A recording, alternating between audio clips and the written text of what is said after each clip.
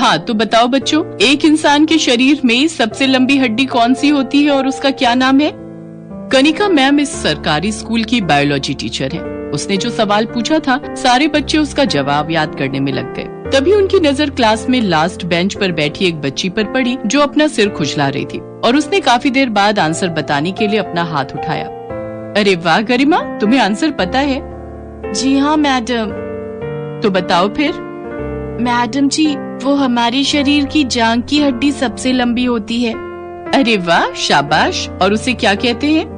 Madam जी, उसे femur कहते हैं। वेरी गुड गरिमा।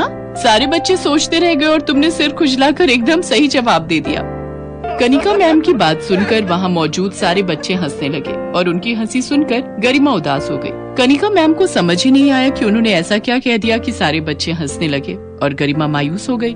फिर अगले दिन, बच्चों आज का सवाल है कि एक स्वस्थ इंसान का दिल 1 मिनट में कितनी बार धड़कता है?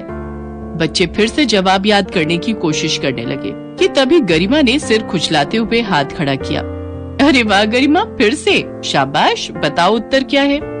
मैडम, 60 से लेकर 100 बार तक। वेरी गुड गरिमा, तुम्हारा दिमाग तो बहुत तेज दौड़ता है। कनिका मैम के मुंह से अपनी तारीफ सुनकर गरिमा बहुत खुश हुई, पर तभी किसी शरारती बच्चे ने कहा, हाँ, इसका दिमाग बहुत तेज दौड़ता है क्योंकि इसके सिर में जुएं भी तो उतनी तेजी से दौड़ती हैं। उस बच्चे की बात सुनकर फिर से क्लास के सारे बच्चे हंसने लगे। अब की बार कनिका मैम ने भी ये बात सुन ली थी।